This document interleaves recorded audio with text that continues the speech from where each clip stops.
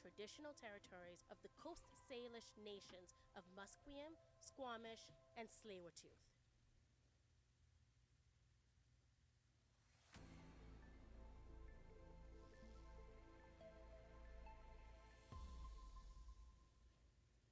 Good morning. I'm your host, Selena Teixeira, and here's your latest headlines for the morning.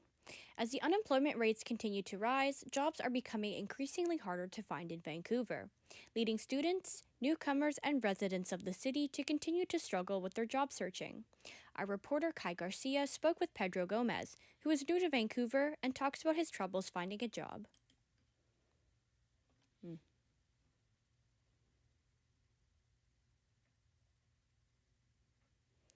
An inmate who has pleaded guilty to murdering Robert Pickton in prison last year says he did it for the serial killer's victims. Martin Charest admitted today to fatally assaulting Pickton with a broken broom handle at the Port Carter Center Federal Penitentiary in May 2024. Charest pleaded guilty to first-degree murder during a court appearance in the Sept-Îles-Q northeast of Quebec City. Pickton was convicted in 2007 of 6 counts of second-degree murder, but confessed to killing a total of 49 women whom he lured to his pig farm near Vancouver. A statement of facts read out in court detailed how Charest locked himself into a room with Pickton and assaulted him twice while guards were unable to enter. Charest told the judge he murdered Pickton after the serial killer had continued to brag about the murders and told other inmates he'd commit more if he was ever released. The Manova Museum in North Vancouver is hosting an event to encourage more education and awareness on Indigeneity this Truth and Reconciliation Day. Our reporter Braden Coombs has more on the story.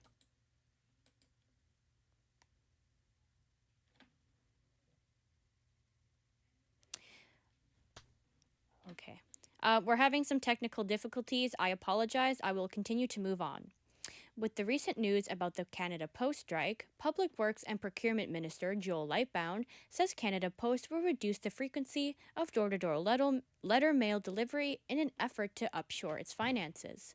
The minister announced several changes to Crown Corporation Here, the museum has had this kind of event, and they have seen extensive and continuous growth as they are expecting upwards of 1,000 visitors next Tuesday. Braden Coombs, BCIT News. Apologies for the technical difficulties. I will restart my story.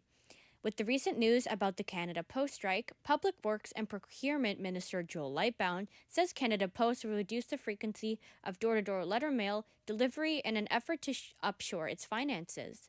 The minister announced several changes to the Crown Corporation this afternoon. Lightbound says they'll also introduce more community mailboxes. I'm authorizing Canada Post to introduce community mailboxes to approximately 4 million more addresses, which will save the corporation nearly $400 million per year in due term. Good news for bus riders in Winnipeg, as they can expect to see more late-night service. Mayor Scott Gillingham has committed to expanding transit services in the evenings as part of the city's 2026 budget process. This comes after workers and late-night commuters expressed concerns that bus routes ended too early to meet their needs. The city has been rolling out a transit overhaul that has seen some riders complain that it's less efficient and requires more transfers and longer walks to bus stops. Calling them a cash grab, Ontario Premier Doug Ford says he's going to ban the use of speed cameras by municipalities across the province. Ford says his government will introduce the legislation in the coming weeks and says that speed cameras gouge residents, making life more expensive. Instead of punishing people retroactively with speeding tickets days or weeks after the fact, we're supporting practical, proactive traffic calming measures that stop people from speeding in the first place.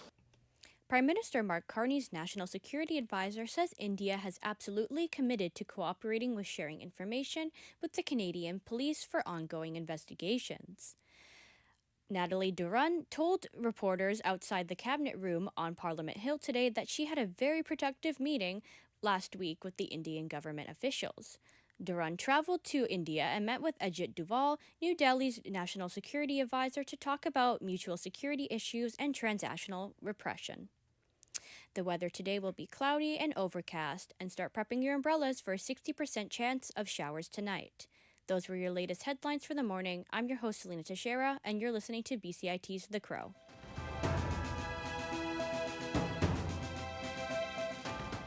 Stay tuned for more on BCIT's 1680 The Crow.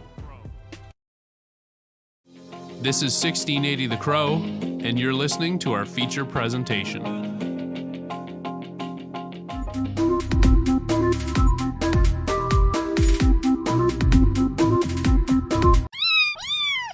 Hello, everybody, and welcome to Catching Up, your favorite cat podcast that talks about all things cats related to mental and physical health.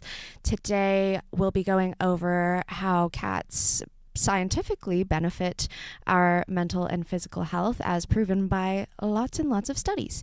I am Riley. And I am James.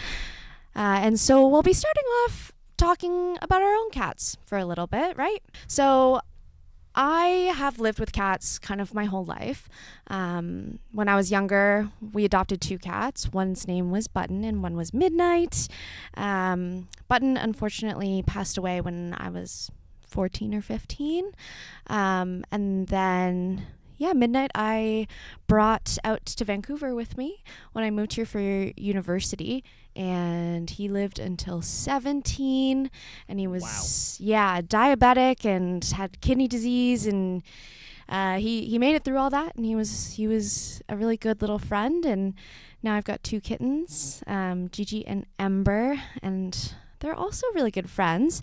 So what about you, James? What's your history with cats? I guess for me, it started when I was about 5 years old. My sister randomly just brought home a cat. It was very small. We ended up naming it Skittles, and it seemed like the runt of the litter seemed a bit smaller. And it lived for about 10 years, and I think February 2022 was around the time she passed away. She had a bit of health problems in her last few months.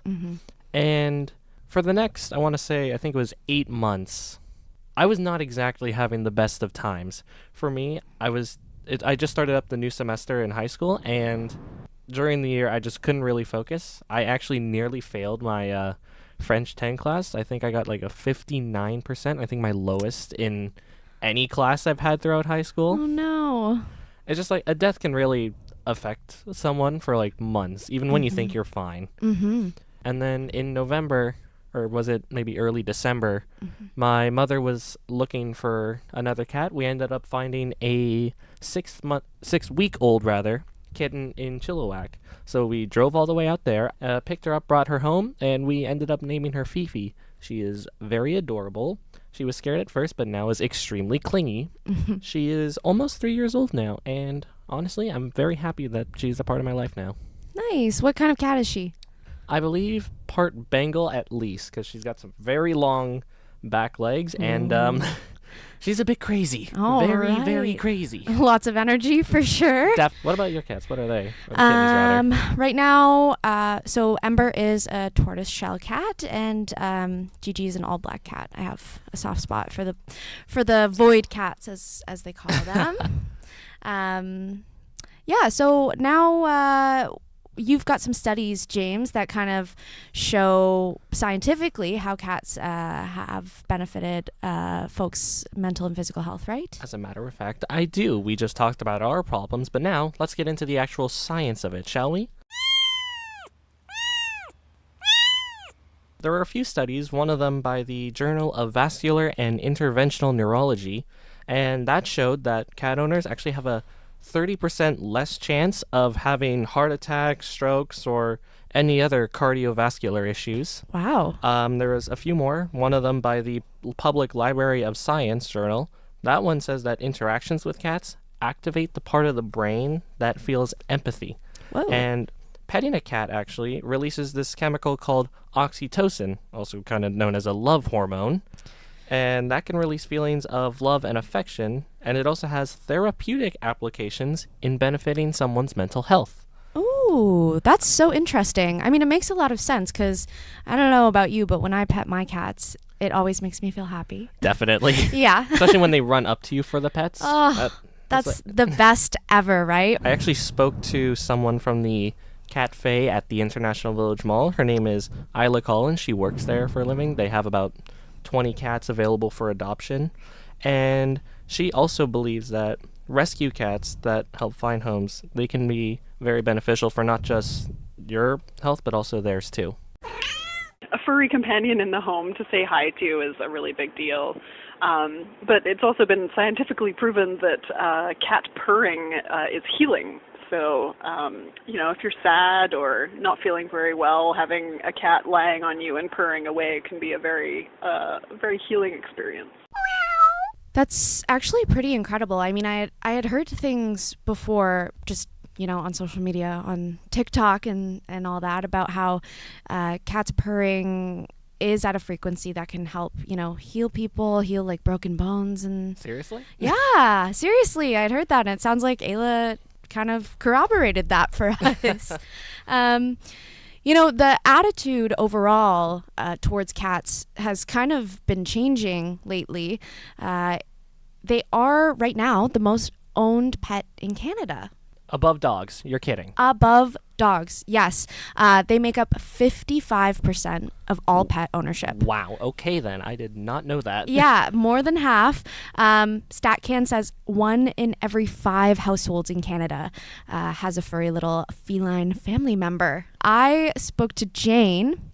She was a former dog person who turned into a cat mom, about her cats and how they changed her life and her perception of cats.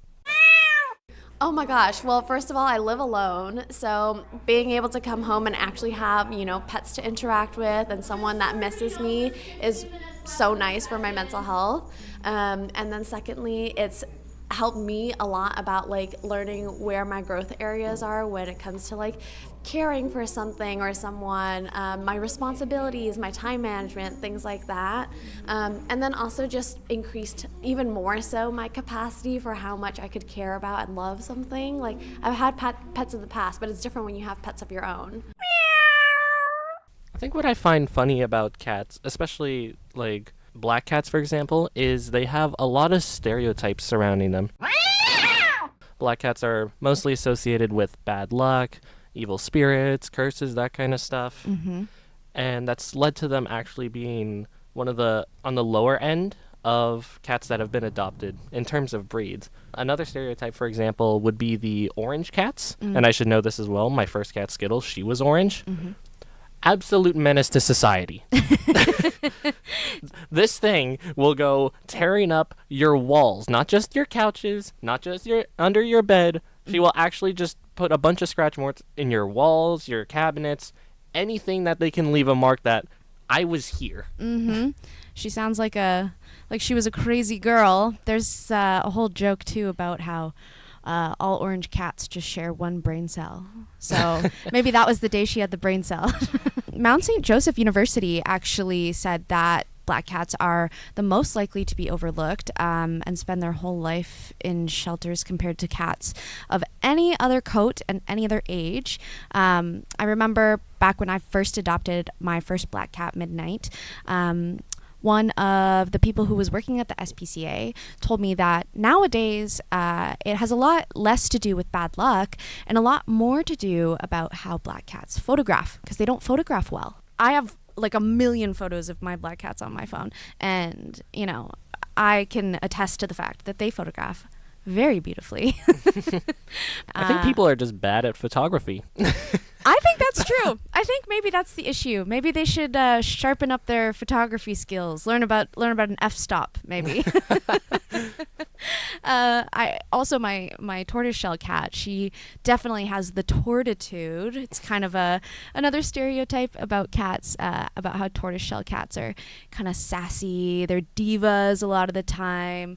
And a lot of people think that cats are pretty standoffish, they're not loving, they're not cuddly, but my cats love to cuddle. Sometimes they are like little Velcro cats and they just cling on to me all day. You said your cat's pretty clingy. Yeah, it's weird because she likes being cuddled, but sometimes she doesn't actively seek it out. She'll seek out pets and whatnot, but more often than not, me and my mother, we have to forcefully grab her and pick her up. She acts like she hates it, but then the second she's resting in our arms, she knows she loves it. Yeah. I spoke to a woman named Crystal. She had been working in vet medicine since 2013. She still works part-time at VCA, that's the cat-only animal hospital in Vancouver. And even her husband had bought into the stereotype that cats weren't very loving, that they were kind of evil. That is until they got a cat in COVID. So here's what Crystal had to say. So we spent all of our time with our cat, and just being at home. It made a really big difference in our life. And my husband was terrified of cats. He thought cats were evil and they're like demons. And they all they do is scratch and like bite and all that. But Gubo's actually very different, and he acts like a dog kind of, and he's very social. So he really made a difference in my life, in our life actually. that's absolutely lovely to hear. What I like about shelters in particular is that they're trying to kind of get rid of some of these negative stereotypes about cats, the black ones mainly in particular, and just try and find them a loving home, because at the end of the day, a cat is, well, a cat. It's going to love you as long as you give it food and a lot of treats. All right, my cat's fat because she gets a lot of treats. We mentioned Isla from earlier at the cafe. She did mention about those stereotypes. It's overall just any cat in your building. It's honestly just a joyful experience, and this is what she had to say about it. One aspect of cat ownership that's really nice for a lot of people is that they are a bit lower maintenance. So, because they don't rely on you quite as much, cats are still, they are still very needy beings, and we need to take really, really good care of them. There are actually quite a few cat rescues and cat shelters in Vancouver and the Lower Mainland specifically. There's a lot of really great work that happens here, whether it's a TNR, which is trap, neuter, release for street cats and feral cats, or, organizations like the SPCA that are really widely recognized. VOCRA is an awesome one, the Vancouver Orphan Kitten Rescue Association. There's one specific organization called Actions for Animals in Distress Society. It's run by a woman. Her name's Nikki Forbes, and she's been in rescue for quite a long time. And something unique and special that her organization does is they help pair senior cats with senior citizens. Here is what Nikki had to say about her program at her rescue. It brightens their life. It just makes them smile. As I say, it gives them a reason to wake up in the morning. Yes, life is not so sad anymore. Many seniors don't have any family. So they have family now, even if it's got 4 legs and a fur coat and it says meow, right? I just want to say that last line, absolutely adorable. It actually just resonated in my heart there. So sweet, right? Yeah. We have the anecdotal evidence always that, our own cats make us feel happy. They make us feel joyful and good. But it's really interesting to know how much science backs that up, right? And, how much cats are increasing in popularity. It seems like everyone and their mom's getting a cat these days. Not to be crazy, but could they overtake dogs eventually? Is it a possibility? I think they already have, James. I think they already have. All right, well, thank you for tuning in to Catching Up. I have been Riley. And I have been James. And we will see you folks next time. Have a good one.